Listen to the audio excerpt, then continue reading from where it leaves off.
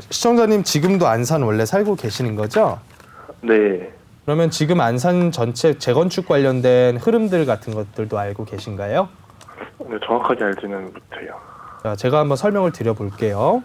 네. 일단 안산이라는 요 한정된 지역을 따지지 말고 전체 재건축이라고 하는 사업이 어떤 식으로 많이 진행이 되는지에 대해서 설명을 드릴게요. 시청자님도 재건축 관련된 거 궁금하지 않으세요? 아, 네네, 궁금해요. 아마도 주공아파트 성포주공 사시려는 분들은 다 재건축 보고 사시는 거거든요. 네네. 서울에서 재건축 보면 다 20억인데 얘는 2억 얼마거든요. 네네. 비교적 너무 싼 거예요. 그럼 제가 뭐라고 말씀을 드리냐면, 자, 재건축을 하기 위해서는 딱 두 가지가 가장 중요해요.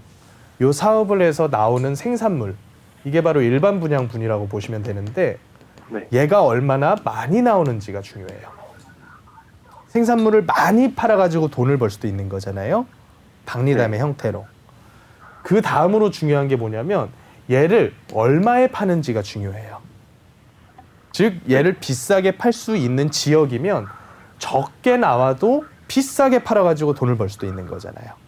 네. 시청자님이 이 아파트 사서 재건축 조합원이 된다는 거는요, 옆에 있는 이웃 주민들하고 같이 건축 사업을 하겠다는 의미예요. 네. 그러면 이 사업 주체들이 돈을 버는 방법이 이렇게 두 가지가 있는데, 안산이라고 하는 동네는 비싸게 팔 수 없는 동네예요. 동네 시세 자체가 전체 서울 경기 지역 중에서 굉장히 저렴한 편이거든요. 네. 그러면 무조건 많이 나와줘야 재건축으로 사업성이 좋다라고 보시면 돼요. 네. 그러면 어떻게 하면 많이 나오느냐?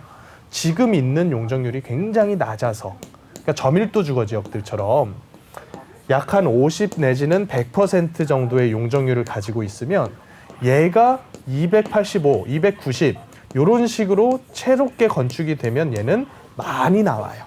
분양할 게. 네. 근데 지금 성포 11단지를 제가 살펴보니까 현재 용적률이 한 150% 정도거든요. 요 정도 용적률로 안산 지금 2, 3억, 3, 4억 정도 가격에서 재건축을 추진할 수 있느냐? 할 수는 있지만 돈은 되기 힘들다. 그래서 앞으로 되더라도 한참 후에나 되지 않을까라고 저는 생각을 해요. 네. 그리고 또 한 가지, 여기 있는 주공아파트들은 평형대들이 다 작은 평형대들이죠. 네. 그렇다 보니까 조합원 수가 많아요. 그 조합원 한 명 한 명당 전부 다 조합원 분양가로 물건 줘야 돼요. 그러면 사업성이 크게 좋아질 구석이 없다. 그래서 재건축 자체에 대한 이해는 그냥 대충 요 정도만 하시면 되고, 네. 집을 사서 내가 들어가 살겠다. 그리고 내가 예. 생활 거점 자체가 안산이어서 집이 필요하면 내가 많은 대출 안 끼고 살 수 있는 가격대다. 그러면 저는 매수해도 관계없다고 봅니다. 혹시 예. 신안산선이 그 바로 앞에 개통을 이제 24년도에 하잖아요. 예. 그렇게 되면 집값이 오를 가능성도 있는 거죠. 당연히 가능성은 있죠. 없는 것보다 훨씬 더 좋은데, 네. 문제는 뭐냐면 우리가 여태까지 이런 형태의 경전철이라든가 지하철 뚫리는 걸 한두 번 본 게 아니잖아요. 네. 예를 들자면 신분당선도 있을 거고요. 아니면 김포에 뚫린 김포경전철도 있을 거고요. 서울로 따지면 우이신설선, 뭐 이런 경전철도 굉장히 많거든요. 예. 근데 이 지하철 노선들이 뚫리면서 가격이 급등했느냐? 그게 아니다.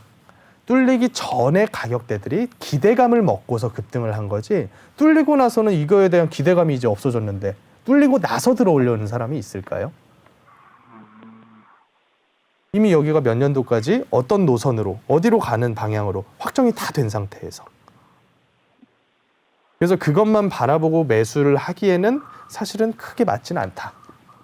다만 그냥 거주하는 집 산다라고 생각하고 들어가면 뭐 워낙 저렴하니까 나쁘진 않아 보인다.